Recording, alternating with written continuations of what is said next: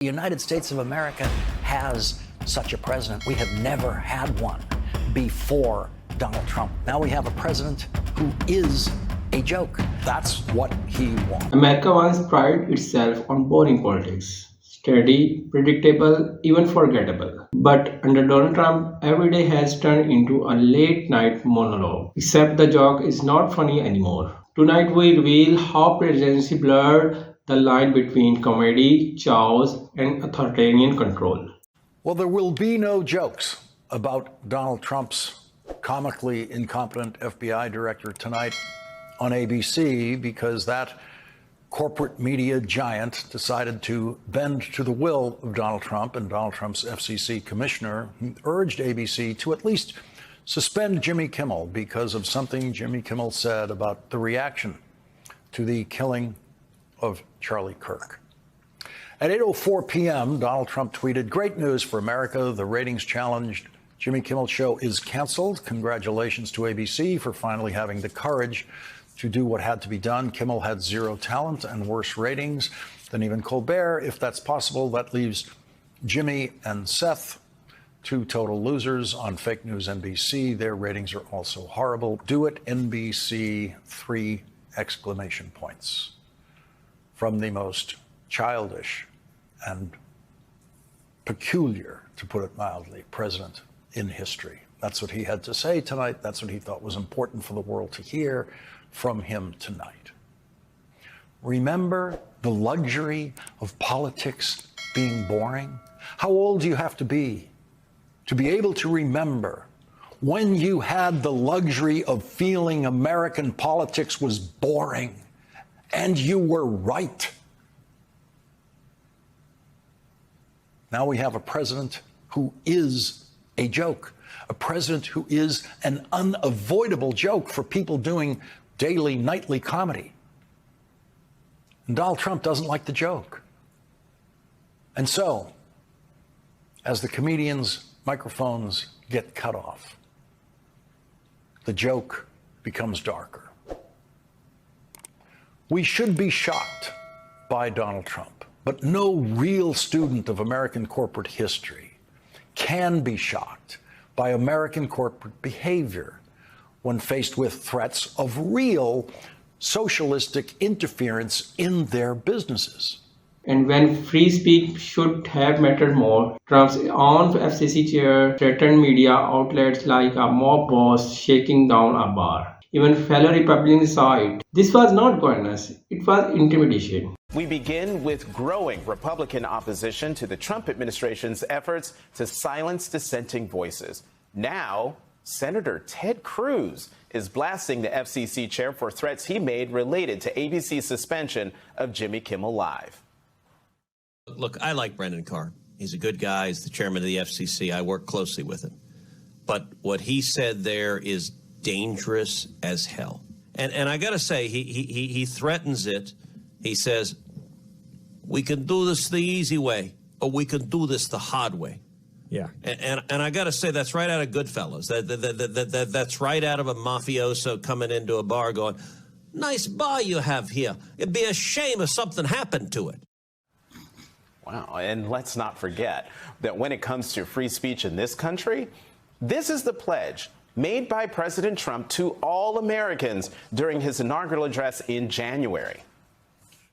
After years and years of illegal and unconstitutional federal efforts to restrict free expression, I will also sign an executive order to immediately stop all government censorship and bring back free speech to America. Never again will the immense power of the state be weaponized to persecute political opponents. Something I know something about. We will not allow that to happen. It will not happen again. And now, exactly 8 months later, we see through the actions of Trump and his administration that when he made that pledge, he was apparently not speaking to all Americans, but to those in his base, that they should be free to say whatever they want, but not those who would choose to criticize them.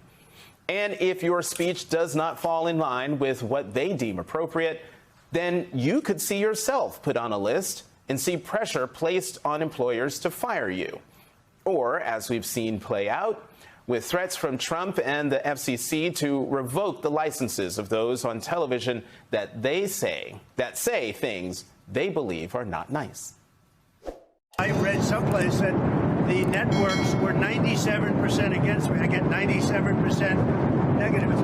They give me only bad publicity from the press. I mean, they're getting a license. I would think maybe their license should be taken away. They'll take a great story and they'll make it bad. See, I think that's really illegal, personally.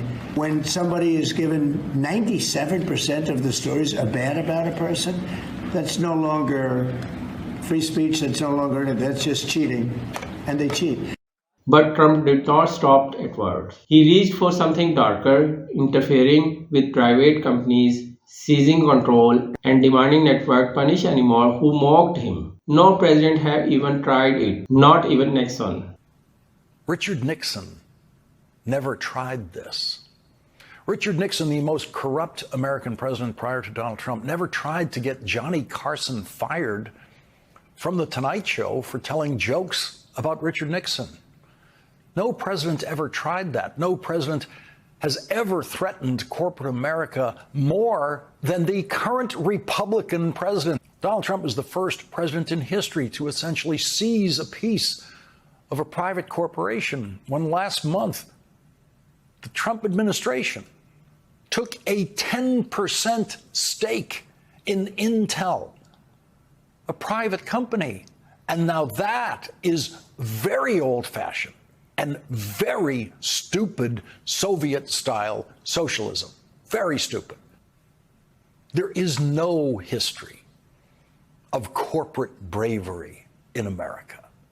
And so it is not surprising that corporations, fearing the wrath of a president who will take action against them, do what that president wants them to do. What is shocking is that the United States of America has such a president. We have never had one before Donald Trump. We have never had a president who would tell his FCC commissioner to attack any networks that employ anyone who says anything negative about that president, who tells a joke about that president. And now we do.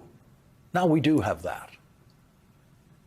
I have long thought that much of the coverage of the Trump political career is best left to the late night comedians. There have been many, many news days where I've considered commenting on some aspects of what Donald Trump had done that day and decided not to, because I thought Seth Meyers will do a better job with this. Jon Stewart will do a better job with this. Stephen Colbert will do a better job with this thing. Jimmy Kimmel will do something much better than I can do with that particular crazy thing that Donald Trump had done or said that day. And so I focused on something else that night.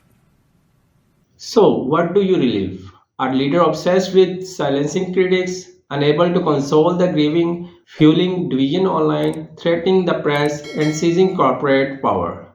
This is not comedy anymore. This is how democracy become a punchline. And under Trump, the joke has turned deadly serious. Thank you.